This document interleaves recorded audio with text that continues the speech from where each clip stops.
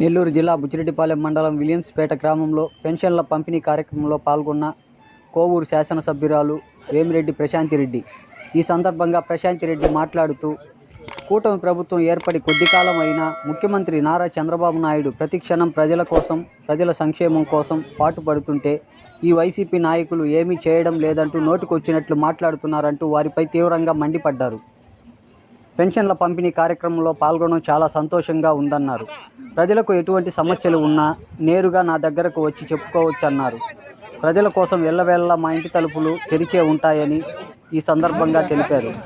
ఈ కార్యక్రమంలో బుచ్చి మండల టీడీపీ, బీజేపీ, జనసేన నాయకులు, కార్యకర్తలు, అధికారులు పాల్గొన్నారు. ఇలాంటి మరిన్ని సరికొత్త ఎక్స్క్లూజివ్ వార్తల కోసం మన TV24 న్యూస్ ఛానల్ ఒక లైక్ చేసి సబ్స్క్రైబ్ చేసుకోండి. ఎప్పటికప్పుడు సరికొత్త ఎక్స్క్లూజివ్ వార్తలతో TV24 న్యూస్.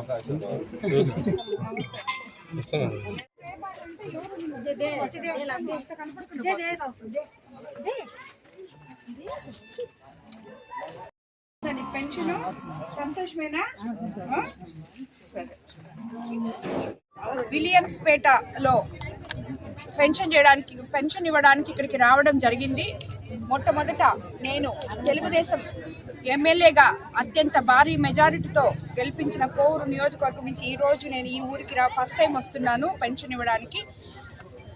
ఇక్కడ నా కోసం, నా విజయం కోసం పాటుపడిన ప్రతి ఒక్కరికి ధన్యవాదాలు తెలుపుకుంటున్నాను. తెలుగుదేశం నాయకులు, బీజేపీ నాయకులు, కార్యకర్తలు, అదేవిధంగా జన సైనికులకి, అందరికీ, ఈ గ్రామ ప్రజలకి కూడా ధన్యవాదాలు తెలుపుకుంటున్నాను. మొదటగా మీరందరూ చూస్తున్నారు, చంద్రబాబు నాయుడు గారు అధికారంలోకి వచ్చి 8 నెలలైంది.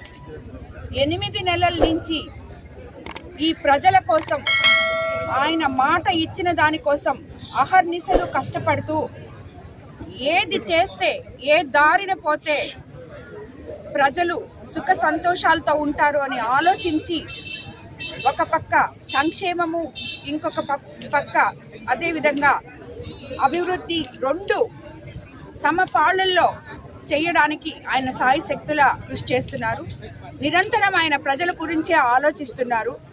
మనకి ప్రతిపక్షాల వాళ్ళు ఇష్టం వచ్చినట్టు సూపర్ 6లు చెప్పారు, ఇవ్వలేదు, అవి ఇవ్వలేదు, ఇవి ఇవ్వలేదు అని మాట్లాడుతున్నారు నోటికొచ్చినట్టు.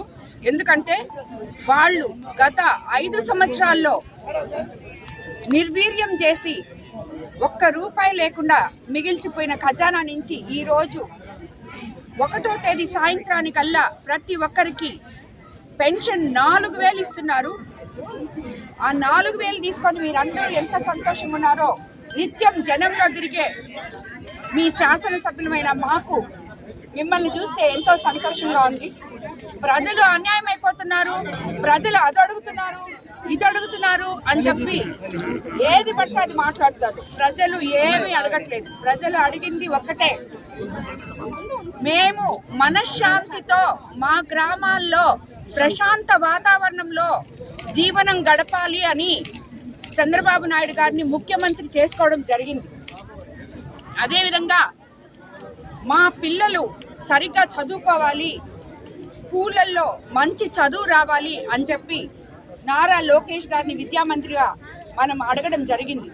అదేవిధంగా మన పల్లెలు పట్టణ వాతావరణంలో, పండుగ వాతావరణంలో ఉండాలని మన ముఖ్యమంత్రి పవన్ కళ్యాణ్ గారిని కూడా మనం అడగడం జరిగింది. ఈ ఎన్డీఏ ఉమ్మడి ప్రభుత్వం మనకి ఏ రకంగా అయితే సాయం చేయగలమో అన్ని విధాలుగా వాళ్ళు మనకి సాయం చేస్తున్నారు.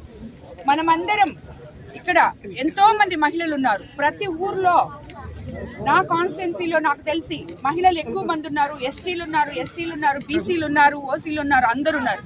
ప్రతి మహిళ తన ఇల్లు చక్కబెట్టుకోవడానికి ఏ రకంగా అయితే ఓర్పుతో మనము ఒకటొకటి చేర్చుకుంటామో, మనము చితికిపోయినప్పుడు మనం మళ్ళీ తిరిగి ఎలా నిలబడతామో, ఎంత పాజిటివ్గా ఆలోచించి మనం లేచి నిలబడతామో, అదేవిధంగా చితికిపోయిన మన రాష్ట్రాన్ని చంద్రబాబు నాయుడు గారు ఎంతో 74 ఏళ్ల వయసులో మీకోసం కష్టపడి ఈరోజు తిరిగి అభివృద్ధిలోకి, సంపదని సృష్టించడానికి ఆయన ఎన్నో దారులు వెతుకుతున్నారు.